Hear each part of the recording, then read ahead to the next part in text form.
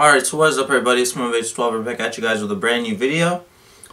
And as you guys can see in the title down below, I'm going to be talking about my thoughts on the ideal situation that would happen for the Eagles this offseason, along with some channel updates that I want to be bringing you guys. But before you watch this video, click on the link down below to watch me and Eagles Fans for Life 98's live stream from I think last week, where we talk about the same thing and he shares his thoughts. I share a little bit of my thoughts. Great video. Remember, go ahead and go subscribe to the guy. Also makes the Eagles videos. But this video kind of be like more my thoughts, more in depth than it was that video, but still check it out.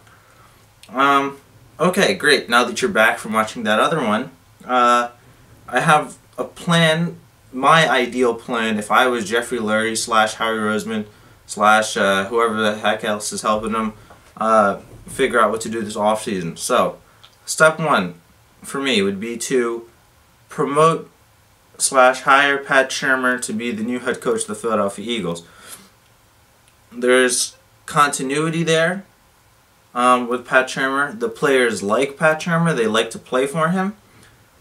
He has a lot of NFL experience, and Sam Bradford likes him. So you have a guy in-house who everyone already likes, and there won't really be that much transition because he's already accustomed to the organization, and you don't have to worry about him not being a Philly guy because he's lived in Philly. He's been a part of the Eagles for about 15 years. So Pat Shurmur, I feel like, would be a perfect fit for the Eagles.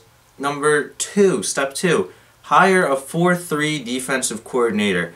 Billy Davis is a great guy. I saw an interview for him. I saw an interview done by him, and disregarding his terrible play calling, he genuinely is a great guy. You know, I feel kind of bad for him getting fired, but at the end of the day, it's the NFL, and 3-4 is just not going to cut it. He was making terrible play calls, leaving a rookie on Calvin Johnston Thanksgiving, getting the receivers to play like 15 yards getting the corners to play 15 yards off the receivers, not blitzing enough, blitzing in bad situations, just terrible play calling. So hire a 4-3 guy, because we have a 4-3 personnel with Cox, Logan, Curry. Barwin is a 3-4 linebacker, but I think it's a lot easier for outside linebackers to transition to a 4-3 than it is like a defensive end. So 4-3 defense coordinator. Number three, re-sign Sam Bradford. Good teams have continuity at all positions. Now, we kind of severed that tie with Chip Kelly, so that kind of cut off the continuity, but I feel like that was a good thing. You know, he was a little too controlling to be a head coach and a GM and stuff. I just don't think he was ready to be in the NFL. So it's good to cut ties with Chip Kelly, but Sam Bradford consistently improved during the season. He didn't regress. He got better. And that's what you like to see, and that's what you like to continue to see. He started developing chemistry with the receivers. He started, you know, feeling more comfortable in the pocket. He started putting more weight on that knee. He even started scrambling for yards when nobody was open. So when you see a guy consistently improve throughout the year, it's good to bring him back. I know it's going to be expensive, but this sort of segues into the next plan. I think this is step 4 or 5. I don't know what it is. But cut Riley Cooper, Brent Selleck, and maybe restructure Jason Peters' contract.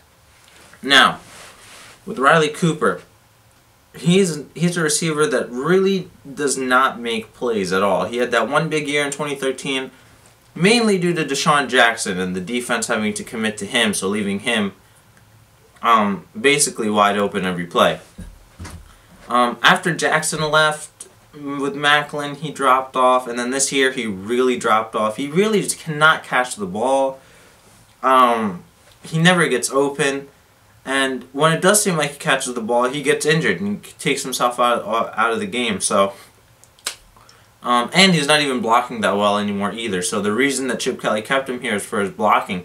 Now he's not even doing that correctly. So, cut Cooper. You save, I think, like $4 million on the cap, so that's good. Cut Brent Selleck. I know he made a lot of big plays for us this year, but it's really in the big picture. I think he's like 34, 35 years old.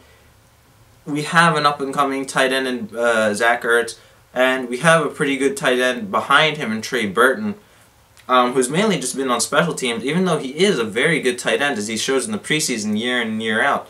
So yeah, cut Selleck, you save yourself like 3 or 4 mil. He's a great guy, drafted by Philly, so it's going to be hard to see him go, but you got to do what's good for the long term. And why I say restructure and not cut Peters is mainly because when you look at it, what left tackle is there that we can potentially get that would be a replacement for Peters? Yeah, you could bring up a rookie, but for a rookie it's going to take a transition. It's going to take time for him to eventually not even step up to that level, but just be, you know, a good, strong starting left tackle. I'd much rather we keep Peters for next couple of years and groom a rookie. So draft a left tackle and let him, you know, sit behind Peters and let him learn from an all-pro veteran and a future Hall of Famer.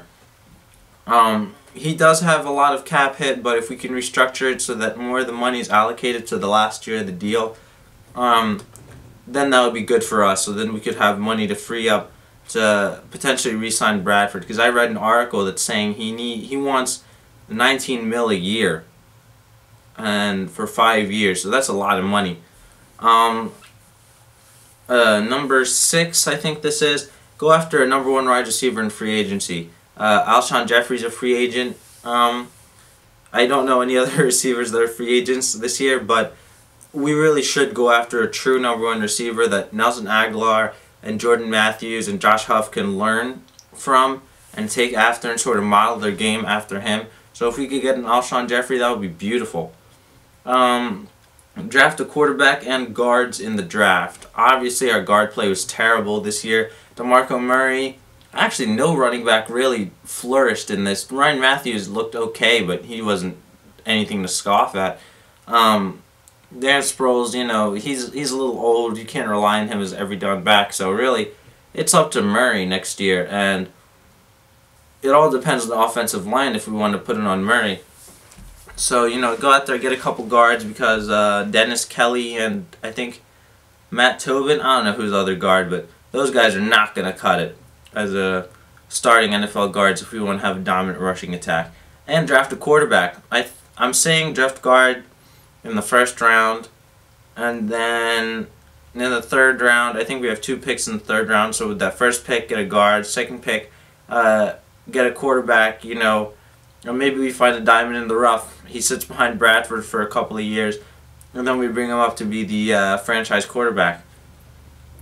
That would be the ideal situation for me in the off-season. Let me know what you guys think about that down in the comments below. And now before I leave, I just wanted to let you guys know about a couple channel updates. I just want to let you guys know what I'm going to be producing this off-season, what videos and stuff I'm going to be making. Obviously, I'm making the all touchdowns from this year, like I do every year. Hopefully this one doesn't get taken down, but if it does, I'm going to upload it to Facebook on my Facebook page. So make sure you like that so that you can get a notification that it's up there if this one gets taken down on YouTube. I'm going to be making a few small logo changes, because not necessarily the structure of the logo, but just really the colors, because white, black, and gold don't really scream Philadelphia Eagles. So hopefully I'll be changing that to a black, white, and a midnight green to better suit the Eagles colors. And I will be getting a new intro. You know, the new one, I wasn't really feeling it this year. I kept it just for continuity purposes. And I'm going to be collaborating with a lot more different YouTubers next year. This year I didn't really collab with a whole lot of people. Like I said, Eagles Fan for Life 98 collaborated with him for a little bit. But definitely more collaborations in the future. You know, trying to give you guys the best content possible on the Philadelphia Eagles. And obviously my reaction to the new head coach and to what happens in free agency and my draft predictions video and yada yada yada, you know what it is. Just make sure you're subscribed. so you always get a notification whenever I make a video. Let me know what you guys think down below in the comments. This has been Mo12. I'm out. Peace.